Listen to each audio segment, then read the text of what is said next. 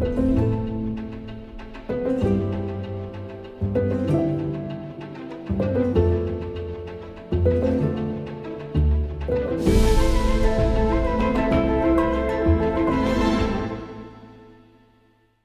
Deus ou mais, bom estar aqui mais uma vez com você no Evangelho, com Jesus, para Jesus e entre nós a presença do Espírito Santo, que mais uma vez iluminará Jesus diante de nós, para que no fim dessa conversa e desse encontro nós saímos daqui mais parecidos com Jesus, que é, em última instância, o nosso desejo e a nossa ambição. Nós estamos falando aqui da prática dos uns aos outros, essa prática que é quase que o centro, ou o cerne, ou o coração da Igreja de Jesus. Essa é a contribuição máxima daquilo que o Evangelho nos traz, que é: não dá para andar sozinho. Vocês precisam de uns dos outros. Andem em grupo, andem em comunidade, andem rodeado de amigos. Faça amigos. E como é bom na vida a gente ter amigo, como é bom na vida a gente ter com quem contar. Então a gente está falando um pouco sobre essa prática intencional do uns aos outros. E uma das coisas que o texto bíblico nos incentiva é a confessarmos os nossos pecados.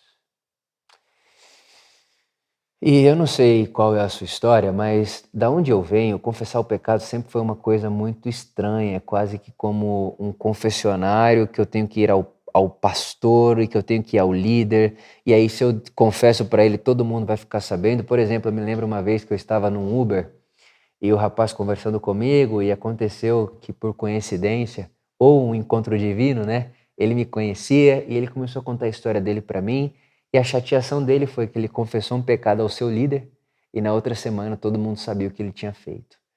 O líder usou ele de exemplo, né, numa reunião e todo esse negócio. E é daí que eu penso que o confessar uns aos outros não pode estar num ambiente hierárquico. Ele precisa estar num ambiente de relação. Não é sobre eu me sentir condenando para o cara que está acima de mim na hierarquia da igreja, o meu líder. É eu sentir confessando o meu pecado, a minha tentação, para alguém que é meu par na caminhada com Jesus. É confessar os meus pecados, é confessar, na verdade, até as minhas tentações, né? Confessar as minhas tentações com pessoas que estão caminhando comigo no caminho. Eu não sinto que essas pessoas estão em cima de mim, eu sinto que essas pessoas estão ao meu lado. O meu desejo é que depois aí desses 20 e tantas semanas, né, dessas 20 e tantas semanas se encontrando, que vocês já tenham um tipo de relação, se já não tinham antes, de pares na vida. Amigos, amigas, irmãos e irmãs. É por isso que no nosso Dois ou Mais a gente não trabalha com um líder de dois ou mais. São os anfitriões, são aqueles e aquelas que os recebem em suas casas. Mas não é líder, é o hospitaleiro, é aquele que está praticando a hospitalidade. Para quê? Para não gerar uma hierarquia na relação, de modo que pareça que alguém tem o que oferecer, enquanto aquele que não lidera só tem o que receber. Não, é um caminho. E no caminho a gente está em grupo, em comunidade. Por isso, quando eu falo com você, você fala comigo, eu não falo de cima para baixo, eu não falo como quem manda, eu não falo como líder do carral, do Dois ou Mais, da célula. Não, eu falo como seu irmão em Cristo e como aquele que está com você no caminho de se assemelhar a Jesus. E nesse caminho de se assemelharmos a Jesus, eu tenho que contar com você como quem conta com um amigo. E eu posso confessar para você e ter a certeza, a convicção de que você não vai fazer do meu pecado, daquilo que eu confessei ou da minha tentação, pauta de reunião ou de sermão. Eu vai usar isso na pregação da semana que vem, no Dois ou Mais da semana que vem. Não. É um confessar como quem é curado. É um confessar como quem fala e tira aquele peso sobre seus ombros. Porque segredos ocultos é peso na alma. Já percebeu quando você tem alguma prática, algo que você fez e aí ninguém sabe daquilo, só você está conversando com as pessoas e as pessoas estão falando, sua mente está, ninguém aqui sabe jamais o que eu fiz e tal. Você não precisa contar para todo mundo que está ali, mas se você conta para uma pessoa, se você confessa para uma pessoa, se você conversa com uma pessoa, se você põe a tentação que você está sentindo para uma pessoa, é como se você tirasse todo esse peso da sua alma, porque agora você dividiu a carga.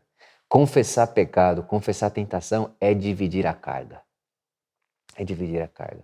Então, a prática intencional que eu quero incentivar você a ter hoje, e eu não estou incentivando agora que você comece a confessar pecado aí no seu dois ou mais. Não. O meu incentivo é uma conversa entre vocês em como produzir um ambiente saudável para que amizades nasçam e surjam desse ambiente e nessas amizades haja a confissão de pecados e tentações sem constrangimento, sem julgamento e sem exposição. Esse é o meu desejo, esse é o meu intuito e é esse o desafio que eu coloco diante de vocês, da mesa de vocês hoje. Como é que vocês aí podem construir ambientes e amizades, ou até às vezes já está acontecendo. E se já está acontecendo, eu tenho uma história aqui que eu contei para ele, né? E aí ele me ajudou com isso. Faça público. Faça essa cicatriz que é só sua se tornar uma história pública, um testemunho público, porque eu tenho certeza que essas histórias nos humanizam e nos edificam nesse caminho que estamos construindo junto.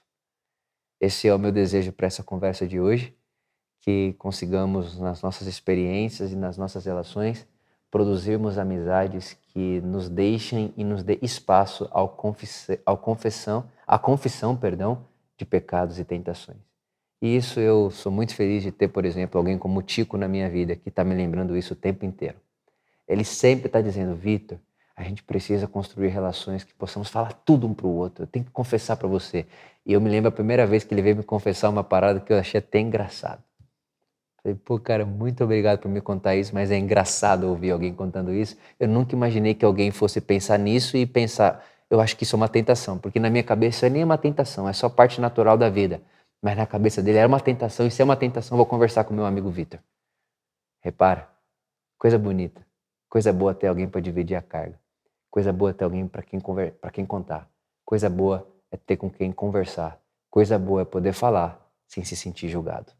Eu desejo que vocês conversem aí sobre como podemos produzir esse ambiente ou talvez, né, agradecer a Deus porque o seu dois ou mais já é esse ambiente. Espero que seja assim. Um beijo aí no seu coração e que o Espírito Santo continue nos levando o caminho de Jesus. Amém.